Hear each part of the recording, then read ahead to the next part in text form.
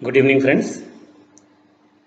दोस्तों, आज हम लोग बात करेंगे किस तरीके से हम लोग अपने एयर कंडीशनर की परफॉर्मेंस को बढ़ा सकते हैं, क्योंकि गर्मियों का सीज़न शुरू हो गया है। आज बाहर का टेम्परेचर लखनऊ की बात अगर करें तो 38-39 डिग्रीज के आसपास पहुंच रहा है। तो अगले 2-4 दिनों में ही एयर कंडीशनर्स चलना शुरू कर देंगे। और एयर कंडीशनर हमने क्यों लिया है? ताकि हमारे जिस्म को राहत मिले।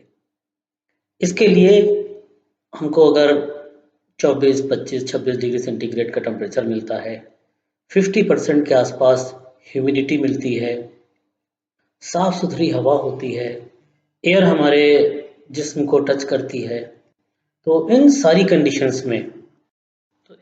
कंडीशंस में हम बेटर फील करते हैं।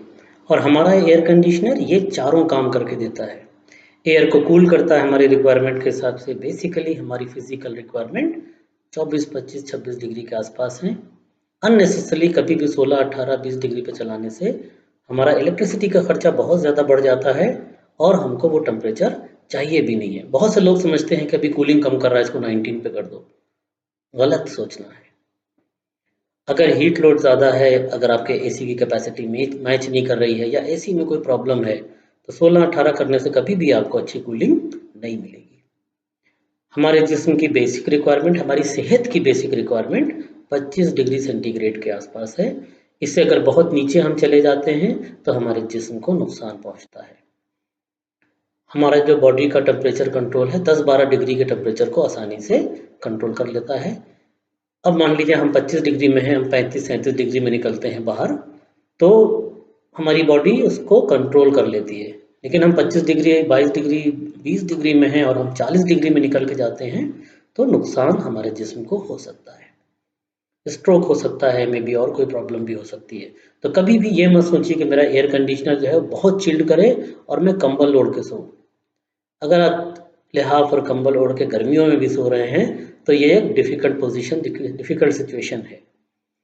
आरामदेह तरीके से हम एयर कंडीशन रूम में रहें, कंफर्टेबल हो, अननेसेसरली हमको ना ज़्यादा ठंडक लगे ना ज़्यादा गर्मी लगे। उसके लिए कुदरत ने हमारे जिस्म को एक कंफर्ट जोन दिया है जो कि 25 डिग्री के आसपास ±1 डिग्री बेसिकली रहता है। और ह्यूमिडिटी अगर 50% के आसपास है तो हमको कंफर्ट फील होता है। हवा में अगर पानी ज़्यादा होगा तो हमारे जिस्म पे जो लगातार हमारी स्किन को मुलायम रखने के लिए अंदर से ऑयल की, पानी की सप्लाई है, वो यहाँ मौजूद रहना चाहिए। अगर ये पानी हवा जल्दी उठा लेगी, मतलब सूखी हवा होगी, ह्यूमिडिटी कम है, तो रूखापन आने लगेगा, होंठ सूखने लगेंगे। इसी तरह से अगर ह्यूमिडिटी बहुत कमरे की बढ़ जाती है, 70, 75, 80% के आसपास हो जाती है, तो फिर हमको सफोकेशन फील होने लगता है, हमारे पसीना आना शुरू हो जाता है। तो हम दोनों कंडीशंस में बेटर फील नहीं करते हैं। 50% के आसपास, 55% के आसपास अगर ह्यूमिडिटी है तो हम बेटर फील करते हैं। इसी तरह से स्मेल्स ना हो हवा में, साफ सुथरी हवा हो और हमारी बॉडी को टच कर रही हो। तो अब एयर कंडीशनर से हम कूलिंग की बेस्ट फैसिलिटी चाहते हैं और अननेसेसरली एक्सेस इलेक्ट्रिसिटी का खर्चा भी नहीं चाहते। तो कुछ बेसिक चीज़ों पे अगर हम लोग ध्यान दें, तो पूरे सीज़न हमारा एयर कंडीशनर बढ़िया परफॉर्मेंस देगा, इलेक्ट्रिसिटी भी हमारे कंट्रोल में रहेगी, सेहत भी हमारी अच्छी रहेगी, जेब की सेहत भी हमारी मेंटेन रहने वाली है। क्या करना चाहिए? सबसे पहले तो अपने एयर कंडीशनर की, चाहे वो स्प्लिट हो या विंडो हो, सर्विस कराइए। ये सर्विस नॉर्मली इंडोर और आउटडोर की होती है। अगर आपका स्प्लिट एयर कंडीशनर है, विंडो की होती है, उसको हम विंडो यूनिट को बाहर निकाल के पानी के प्रेशर से उसको क्लीन करते हैं। प्रेशर के लिए अगर प्रेशर पंप यूज़ कर रहे हैं या कोई डिटर्जेंट यूज़ कर रहे हैं कॉइल पर, तो फार बेटर है।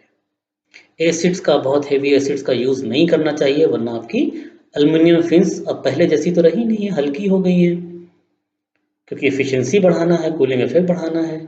तो क्या होगा अगर आप एसिड का इस्तेमाल करेंगे, या आप जहाँ पे भी एसी यूज़ कर रहे हैं वहाँ पे जो हमारी सर्विस के लिए आया है वो एसिड यूज़ करेगा, तो फिन्स को बहुत ज़्यादा नुकसान होता है।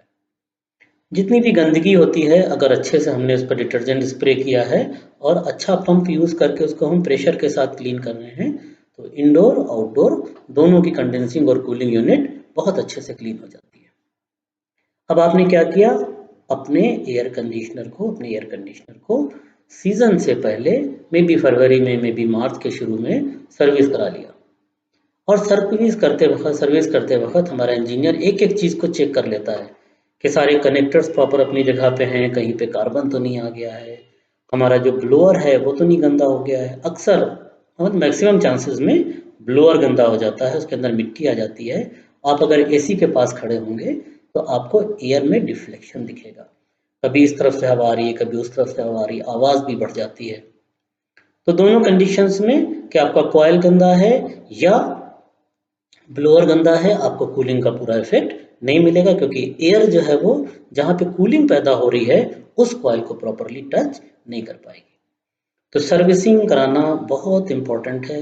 एक अच्छे सर्विस इंजीनियर से हम लोग अपने एयर कंडीशनर की सर्विस कराएंगे। दूसरी इंपॉर्टेंट चीज़, जब हम एसी को यूज़ कर रहे हैं तो बेवजह में हम 16, 18, 20 डिग्री टेम्परेचर सेट नहीं करेंगे। 25 डिग्री टेम्परेचर जो पहले भी बात हम लोगों ने करी, 25 डिग्री टेम्परेचर हमारे लिए मोस्ट सुटेबल है। इससे कम करेंगे तो नुकसान होगा और इससे ज़्यादा करेंगे तो फिर आपको डिस्कम्फर्ट फील होगा। तो एसी में हमने टेम्परेचर सेट किया। इसी तरह से वोल्टेज भी बहुत इंपॉर्टेंट रोल प्ले करता है। वोल्टेज के लिए आप एक अच्छा स्टेबलाइजर यूज़ कर सकते हैं, या अगर आपके एरिया में सही वोल्टेज आ रहा है तो फिर कोई ऐसी परेशानी की बात नहीं है। स्टेबलाइजर क्या करता है, आपकी एसी की सेफ्टी करता है। स्पेशली अगर अपने महंगे एसी खरीदें, अच्छी क्वालिटी के एसी खरीदें, तो हम चाहते हैं कि उसका इलेक्ट्रिकल सर्किट, उसका पीसीबी सब जो है वो बढ़िया से मेंटेन रहे। तो आप एक अच्छा स्टेबलाइजर यूज़ कीजिए। अब हम एसी को स्टार्ट करते हैं। स्टार्ट करने के बाद हमारा जो ग्रिल का टेम्परेचर होता है और जो रूम का टेम्परेचर होता है, इसमें फ़ौरन ही 10 डिग्री का डिफरेंस आता है। अगर ये 10 डिग्रीज का डिफरेंस आ रहा है तो आपका एयर कंडीशनर परफॉर्म ठीक कर रहा है। इसी तरह से हम ऊपर जाते हैं, आउटडोर देखते हैं। आउटडोर में हम क्या देखेंगे कि जो कंडेंसिंग यूनिट है, उस कंडेंसिंग यूनिट के ऊपर गंदगी नहीं रहना चाहिए। उस कंडेंसिंग यूनिट के ऊपर डायरेक्ट धूप नहीं आना चाहिए। अगर डायरेक्ट धूप आ रही है, धूप का क्या है कि अगर गर्मियों की बात हम करें तो ईस्ट, वेस्ट, नॉर्थ, साउथ सबसे ज़्यादा धूप का लोड जो है वो साउथ पे रहता है। साउथ में अगर हमारा कंडेंसर धूप के सामने है तो ये कंडेंसर नॉर्मली 60-62 डिग्री सेंटीग्रेड की गर्मी को बाहर करता है। लेकिन डायरेक्ट धूप पड़ेगी तो क्या होने वाला है, जहाँ पे भी धूप आके रुकती है वहाँ का टेम्परेचर करीब करीब 25 डिग्री सेंटीग्रेड बढ़ जाता है। तो अब एयर का टेम्परेचर तो 40-42 डिग्री है, लेकिन धूप जहाँ रुक रही है आके, वहाँ का टेम्परेचर जो है 40 + 25 मतलब 65-70 डिग्री के आसपास है। और कंडेंसर से 60 डिग्री पे हीट बाहर निकलती है, 62 डिग्री पे हीट बाहर निकलती है।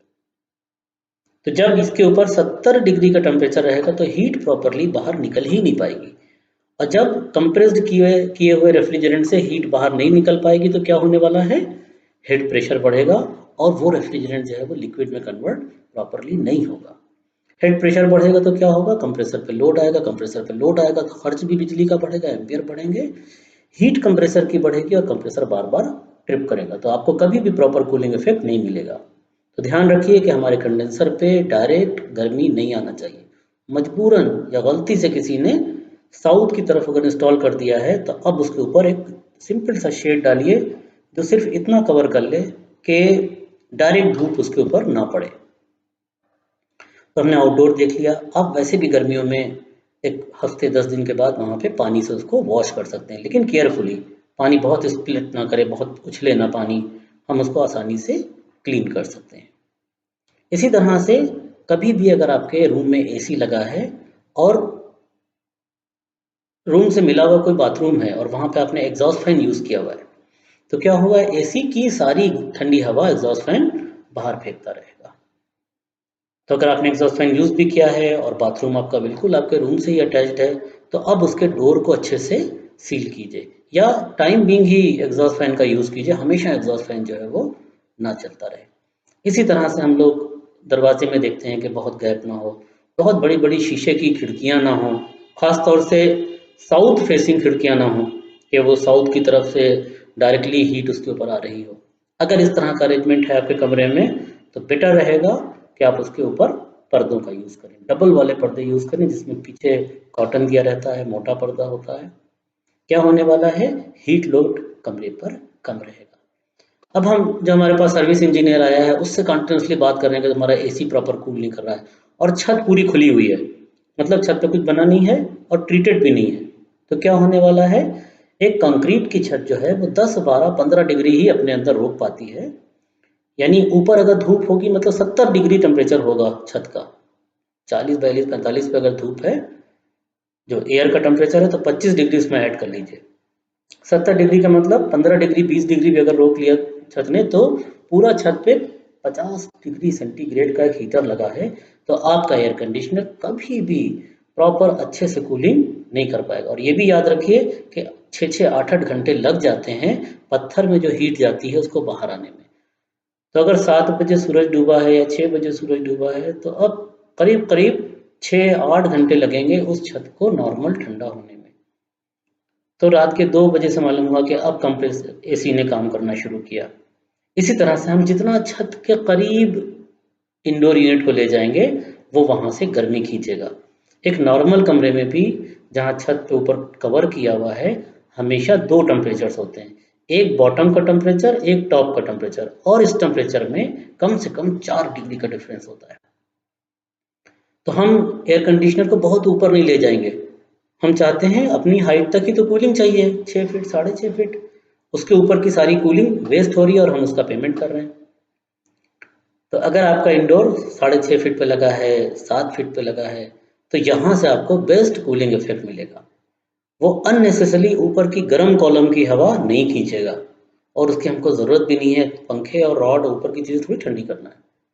हम तो नॉर्मली घर में अगर रूम है तो रूम में हम या तो बैठे होंगे या लेटे होंगे, खड़े तो परमानेंट नहीं रहेंगे, तो 4-5 फीट तक ही प्रॉपर कूलिंग चाहिए। और अगर हमने एसी को बहुत ऊंचा ले गए तो वो अननेसेसरली ऊपर की गर्म हवा खींचेगा। 6.5 फीट बहुत है, आराम से ऊपर एसी लगाइए। ऐसा भी हो कि आप उसका फिल्टर निकाल के, क्योंकि 10 दिन में, 12 दिन में, 15 दिन में मैक्सिमम एक बार फिल्टर को निकाल के क्लीन करना चाहिए, और सीख लेना चाहिए अपने जो भी सर्विस इंजीनियर आपके पास आया है कि ये फिल्टर कैसे फिट होगा, कैसे निकलेगा। एक जगह पे जाके फिल्टर फंस जाता है तो ज़्यादा जोर लगाइएगा तो वो टूट जाएगा। तो आहिस्ता आहिस्ता उसको हम लोग पुश करते हैं और ध्यान से निकालते हैं। किसी किसी मशीन में राइट लेफ्ट फिल्टर जो है वो अलग अलग होते हैं, राइट वाला राइट में ही लगेगा, लेफ्ट वाला लेफ्ट में ही लगेगा। तो नॉर्मली 2 फिल्टर यूज होते हैं। इसी तरह से थोड़े थोड़े दिनों के बाद आप कम से कम वायरिंग को ज़रा सा, जो वायर आया है उसको टच करके, प्लग को टच करके देखें कि ये बहुत ज़्यादा हीट तो नहीं हो रहे हैं, क्योंकि बहुत बार अगर ये प्लग आपका हीट हो रहा होता है तो वहाँ से वोल्टेज ड्रॉप होता है, वोल्टेज ड्रॉप होता है तो हर बार एसी कंप्रेसर जब स्टार्ट लेता है, नॉर्मल जो रोटरी कंप्रेसर है, नॉन इन्वर्टर, तो ये लाइन पर झटका मारता है, इसका लोड कंप्रेसर के ऊपर भी पड़ता है। तो प्लग अगर आप निकाल के देखेंगे उसका लेग्स चमचमा रहे हैं तो कोई बात नहीं, लेकिन अगर लेग्स जो है वो ब्राउनिश हो गए हैं या जल गए हैं तो ये प्लग अब आपके एसी के लिए बहुत नुकसानदेह है।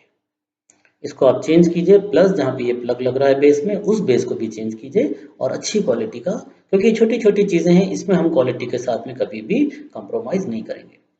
इसी तरह से मिनिएचर सर्किट ब्रेकर जो होता है एमसीबी, वो भी बढ़िया क्वालिटी के लगाइए। कोशिश कीजिए कि जो बेस्ट क्वालिटी अवेलेबल है, क्योंकि वो सेफ्टी डिवाइस है, वो आपके एयर कंडीशनर को बचाने वाली है।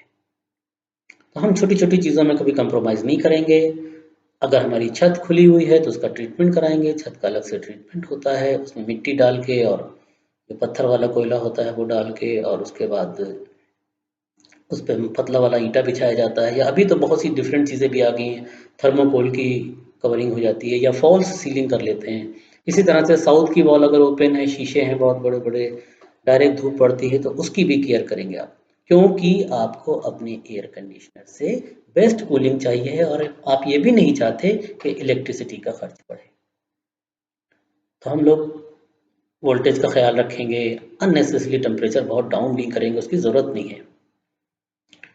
बार बार फिल्टर्स को चेक करते रहेंगे, एयर के फ्लो को चेक करते रहेंगे कि प्रॉपर एयर आ रही है कि नहीं आ रही है। यही छोटी छोटी अगर चीज़ें हम लोग केयरफुली करते रहेंगे तो इस सीज़न में आपका एयर कंडीशनर बिल्कुल परफेक्टली चलेगा। इसी के साथ साथ जब कभी भी डाउट हो और आपका एयर कंडीशनर किसी सर्टेन कंपनी का है, तो आपके पास उनके कॉन्टैक्ट नंबर्स भी रहना चाहिए। तो दोस्तों इस तरह से हम लोगों की मुलाकात होती रहेगी और मैं कोशिश करूँगा कि आपको जो भी genuine to the point information है वो आपके साथ हमेशा शेयर करता रहूँ। Thank you.